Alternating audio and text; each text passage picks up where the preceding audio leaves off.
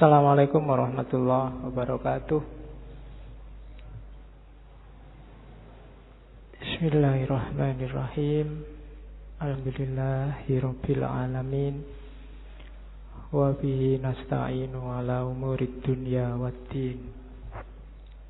Allahumma sholli wa sallim wa barik ala habibina wa syafi'ina sayyidina wa maulana Muhammadin wa ala alihi wa ashabihi wa ala manittaba'a huda ila yaumiddin. Amma ba'du. Bismillah. Mari kita lanjutkan ngaji filsafat kita. Malam ini tema terakhir untuk bulan Februari dalam tema cinta. Minggu pertama kita ketemu Plato, minggu kedua Erich Fromm, minggu ketiga kita ketemu Robiah Adawiyah, dan malam ini terakhir kita ketemu Sufi besar Jalaluddin Rumi. Oke, monggo nyari tempat. Yang belum ngambil minum silahkan ngambil minum. Ya, nanti kalau ketelatan enggak kebagian. Ya, diambil aja sendiri-sendiri ya. Oke. Rumusnya tetap sama untuk ngaji kita.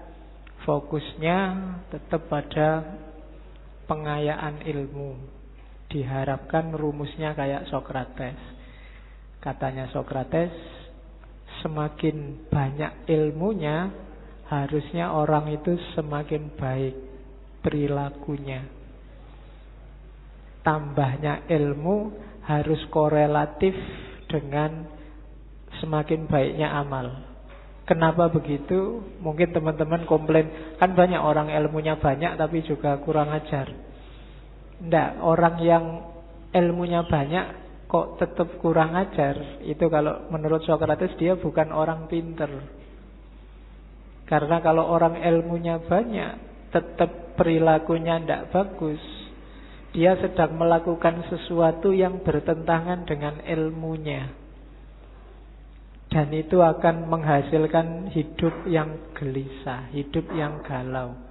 Dan hanya orang bodoh yang milih hidup sumpek.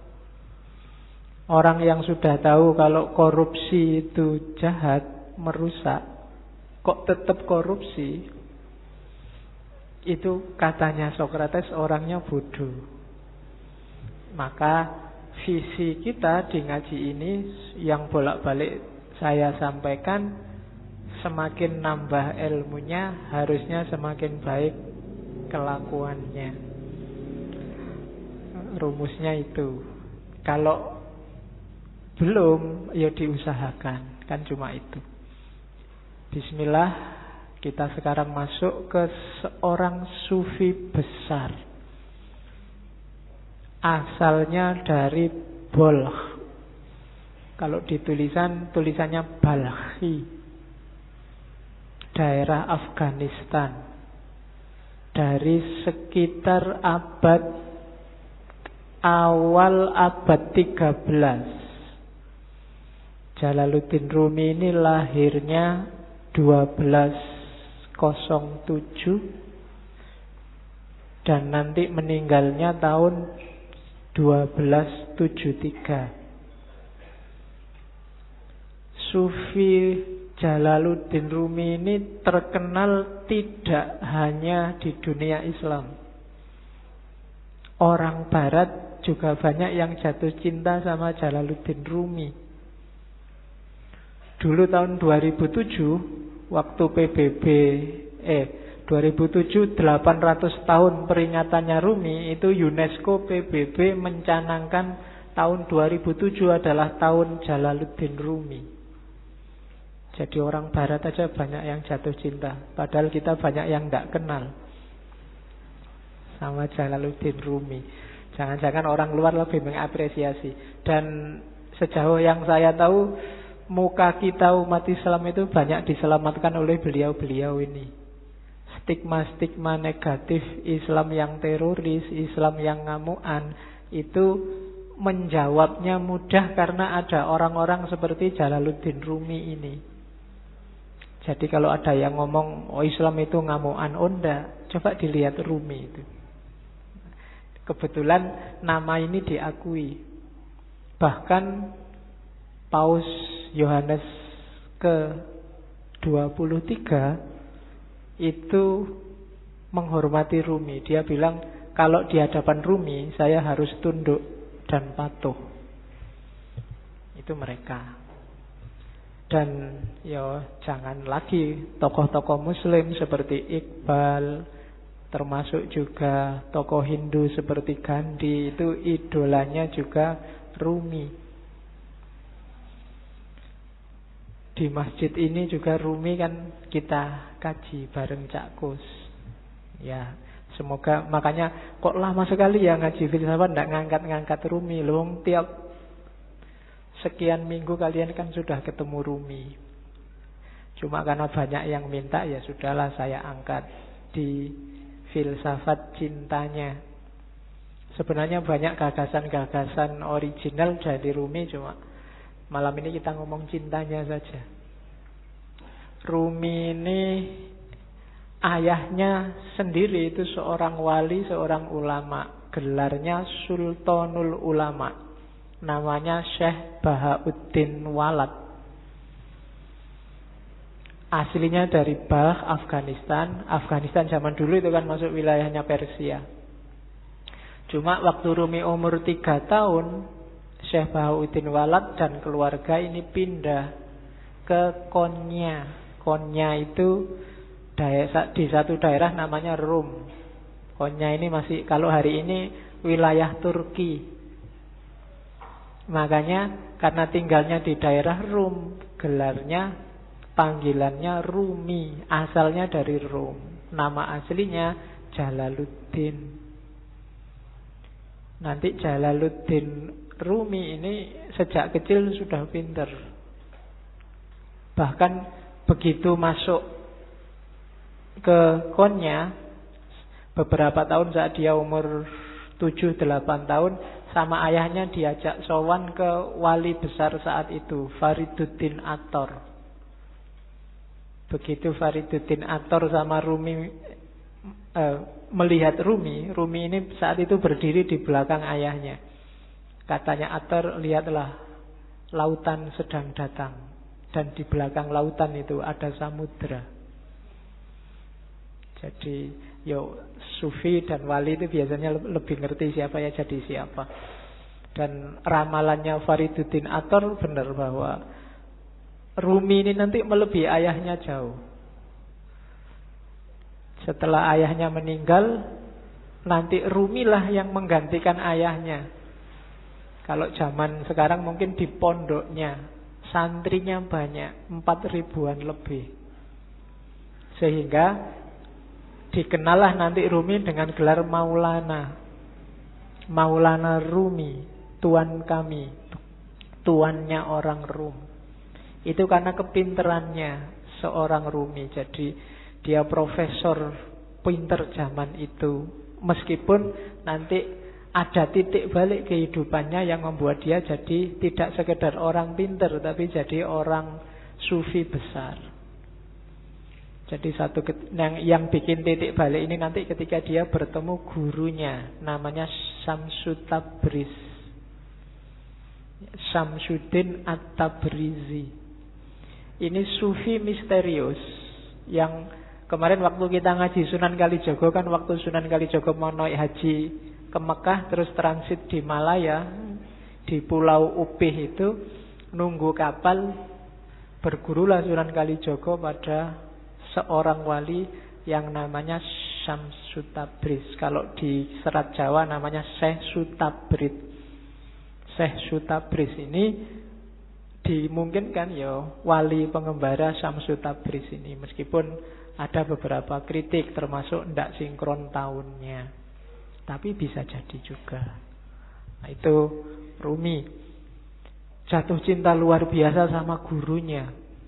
Jadi kalian gak usah heran kalau baca sejarahnya Rumi. Rumi kok sampai segitunya ya sama gurunya. Masa gurunya cowok loh. Ya kan, biasanya sing pikirannya aneh-aneh, cowok seneng cowok berarti, enggak gitu. Ya, kayak kamu kagum sama gurumu yang kamu anggap luar biasa kan juga kamu saking harapannya, saking senengnya. Dan Rumi ekstase kalau sama gurunya ini. Rumi dapat banyak sekali pelajaran dari Syamsu Tabriz. Dari situlah Rumi kemudian mulai menarik diri dari dunia ramai. Dia mulai zuhud, mulai uzlah, yang nanti memunculkan fitnah-fitnah, bikin Syamsu Tabriz tidak nyaman di dekat Rumi, terus pergi. Ketika gurunya ini pergi, itu Rumi mengalami semacam depresi, semacam stres, ditinggal orang yang paling disayangi. Mulai keluar bakat sastranya, syair-syairnya lahir. Termasuk nanti setelah ditinggal gurunya ini lahirlah tarian paling terkenal yang kita lihat. Mungkin di masjid ini kemarin waktu burdan kan juga ada.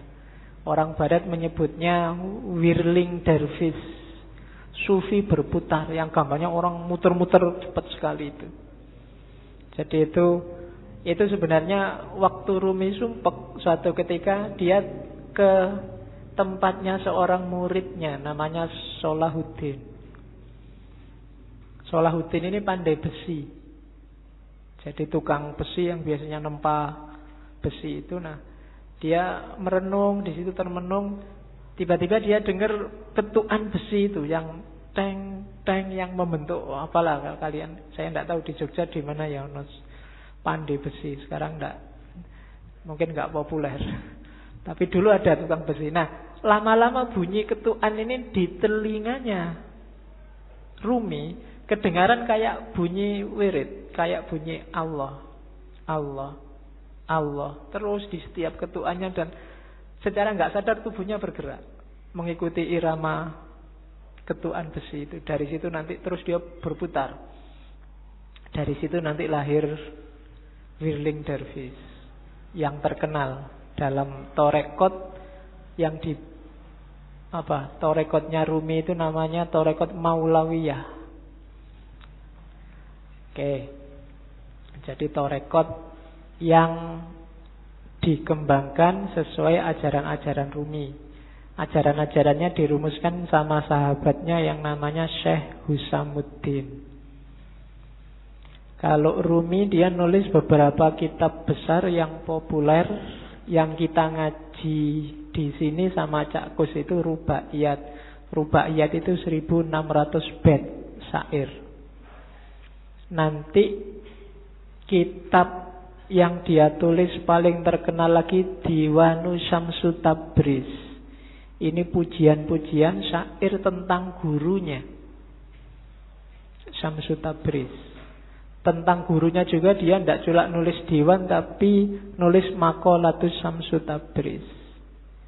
Dia juga nulis maktubat. Yang paling terkenal dari Rumi secara internasional juga adalah Masnawi. Masnawi ini bagi beberapa tokoh disebut Qur'annya Persia, karena ditulis awal pakai bahasa Persia. 25.000 bait syair